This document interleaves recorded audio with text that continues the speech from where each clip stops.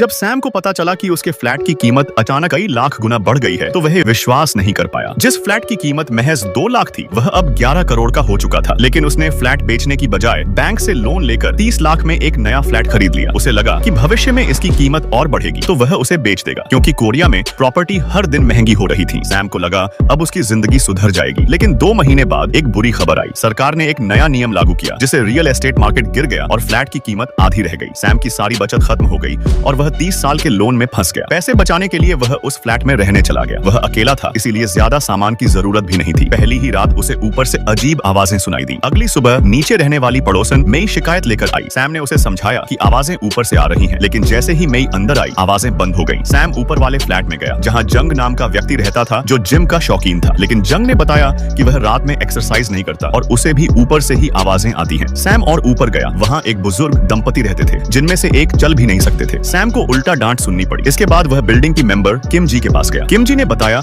कि बिल्डिंग की sound proofing बहुत खराब है, क्योंकि बिल्डर ने निर्माण कार्य जल्दबाजी में किया था। आवाजें किसी भी दिशा से आ सकती हैं। किम जी ने उसे एक लिफाफा दिया जिसमें कुछ पैसे थे और बताया कि पास ही मेट्रो स्टेशन बनने वाला है, जिससे फ्लैट की कीमत फिर से बढ़ सकती है। इसीलिए फिलहाल सबको शांत रहना चाहिए। सैम को लगा कि उसका नुकसान कुछ हद तक भर जाएगा। इसी बीच उसका दोस्त झोंक मिला और बताया कि एक क्रिप्टो करेंसी अगले 3 महीनों में 800% तक बढ़ने वाली है। सैम के पास पैसे नहीं थे, लेकिन उसने फ्लैट गिरवी रखकर लोन लिया और 80 लाख रुपए का निवेश कर दिया। जैसे ही उसने पैसे लगाए शेयर ऊपर चढ़ने लगे, लेकिन उसी वक्त वो आवाजें फिर से सुनाई देने लगी। सैम ने ध्यान नहीं दिया। एक रात जंग उसके घर आया और बोला चलो मिलकर चेक करते हैं। दोनों अंदर गए, लेकिन आवाजें फिर बंद हो गईं। सैम को लगा कि शायद मई बदला लेने के लिए कुछ कर रही है, लेकिन जब वह उसके घर गया तो दरवाजा नहीं खुला। नीचे एक व्यक्ति मिला और बोला कि यहाँ पहले भी आवाज को लेकर झगड़ा हुआ था और मामला मर्डर तक पहुंच गया था। सैम को समझ आ गया कि कोई उसके साथ खेल खेल रहा है। इस बीच उसका इन्वेस्टमेंट 200% तक बढ़ चुका था। उसने काम पर जाना छोड़ दिया और दिन रात कंप्यूटर पर नजरें गड़ाए बैठा रहने लगा। जब ग्राफ 600% तक पहुंच गया तो उसे लगा कि वह करोड़ों कमा सकता है, लेकिन वह और अधिक बढ़ने का इंतजार करता रहा। उसी दौरान आवाजें